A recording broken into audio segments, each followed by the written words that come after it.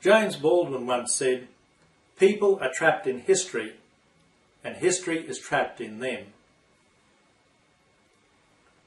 From our earliest years, our development is fundamentally influenced by memory. Without memory, we would be unable to learn anything. Without memory, our lives would come to a standstill. History is the study of that memory. Imagine if you were to lose your entire memory right now. How would it affect your life? A graphic example of memory loss and its impact on an individual person came to light during the 1950s in the United States. Indeed, there are many stories of this ilk. A young woman was found wandering near a major highway. She did not know who she was or where she came from. Christened Jane Doe by the media, she could not even remember even basic things such as how to eat. Although some memory function was retained intact, significant sectors of remembered experience were apparently wiped out. The extreme example of Jane Doe serves as a salient reminder of the importance of memory in terms of how we see ourselves, how we see others, and how we see the world around us. Memory is not just limited to rational intellectual ideas. It is the reservoir of all personal remembered experience. It is holistic by nature, encompassing the physical senses of sight, smell, touch, sound, and taste, as well as values, attitudes, beliefs, and emotions. These stimuli do not of themselves constitute memory. Rather, it is the active and passive processes of reflection, analysis, and evaluation of these stimuli in the context of creative imagination that memory takes form. Memory can therefore be viewed as a subjective human response to objective stimuli. Thus, memory can be viewed as a subjective model of objective experience. By implication then, memory may be assessed on a continuum according to its reliability. At one end are the memories that are highly reliable models of lived experience. And at the other end are memories that disfigure objective experience to such a degree that there is little resemblance between the lived experience and the experiences modelled by the memory. False memory is a very common phenomenon. What we think we remember can often be a highly subjective and interpretive abstraction of real-life experience. As memories are further processed and remembered through time, memory can become quite deceptive. Three people also may see an event through very different eyes.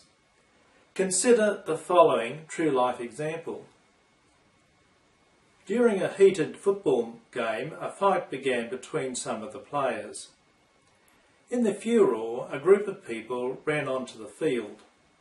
Members of the group were convinced that they had seen blood spilled. However, the attending doctor witnessed that there had been no blood in the incident. What had indeed occurred was that someone in the group had mentioned blood, and this had resulted in a false memory being created in the minds of eyewitnesses. This phenomenon, called scripting, is often seen in the case of traffic accidents. The human mind uses schemas to construct meaning from experience.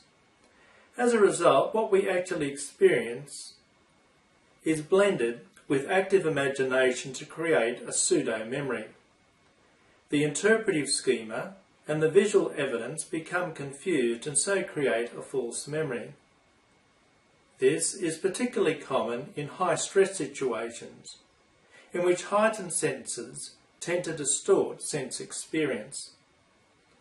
Thus, memory is not simply a photographic-like phenomenon, but is influenced by subjective perspective and reflective introspection.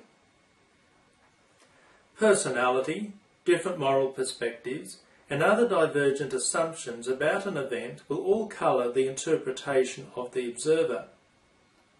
Thus, it is not uncommon for 6 people at a meeting to easily come away with different understandings of what was said and what was not said, and each believed that what he or she believed to be the truth.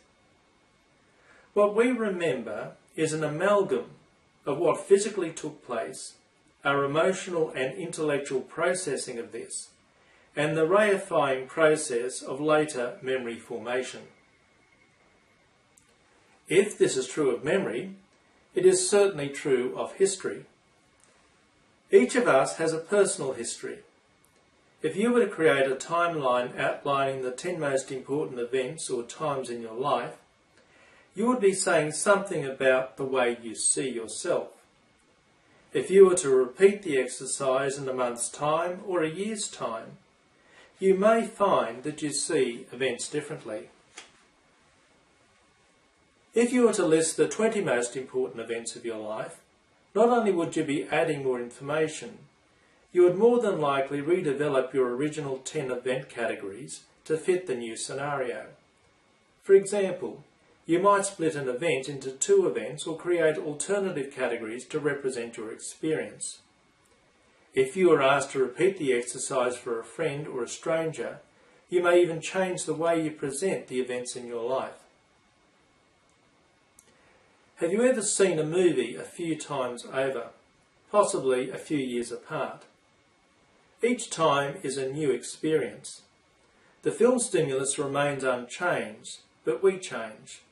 Our emotions, values, attitudes, beliefs, social context and life experience may impact on our interpretation. It may even be that you remember things that weren't actually in the original film, or hear or see things that were not obvious to you in the past. One thing certainly strikes you as you watch a film as you get older, that the actors seem to become younger. Memory has many functions. Not the least of these is its ability to help us develop new skills. We also rely on memory to help us navigate the social and moral dimensions of life. If I place my hand on a hot plate, the remembered experience acts as an incentive not to do it again. If I've had a bad experience with a particular person, that memory will colour my subsequent view of that person and events associated with them. In this way, memory acts as a moral custodian of values, attitudes and beliefs that influence our decision-making in the here and now. It is our own personal history. Cognizant of this salient relationship, Dionysius, the ancient Greek sage, was moved to write, "History is philosophy teaching by example." This is an important lesson for historians. Many historians today often see themselves as neutral observers of historical evidence, coming to a scientific appraisal of that evidence. What we're being told here by Dionysius is that philosophy, and in particular our own personal values, attitudes and beliefs, have an enormous impact on how we view history. Since all action fundamentally involves individual people, history is very much concerned with the imagination of individuals. However, individual imaginations are influenced by collective ideas of groups and cultural norms. Thus, patterns of historical imagination can be identified beyond individual imagination in the collective consciousness of groups. Historians often disagree on their interpretations of historical events, not because of variations in the available evidence, but because of the values, attitudes and beliefs that they bring to bear on interpreting the evidence. Therefore, these values, attitudes and beliefs are part of the historical imagination and need to be laid bare and examined when we look at the models historians produce. Moreover, the values and worth of a piece of evidence is conditioned by the ideological eyes of the interpreter. Thus, history may be evaluated not only in terms of its fidelity to evidence, but the strength of the ideas being used to explore the ramification of such evidence. In Greek, historian means to inquire. Historians inquire into the past because our understanding of the past defines and directs the here and now, and therefore our future. Cornelius Cicero, the great Roman orator of the 1st century BC, once said, "To remain ignorant of what happened before you were born is to remain always a child." Just as the telescope changed people's views of the cosmos by making them aware that their world was not the centre of everything, the study of history offers a telescope into the past and a similar reward. As we grow in our understanding of history, we ourselves are changed. Our world is expanded and transformed, and so too our personal memories and our futures.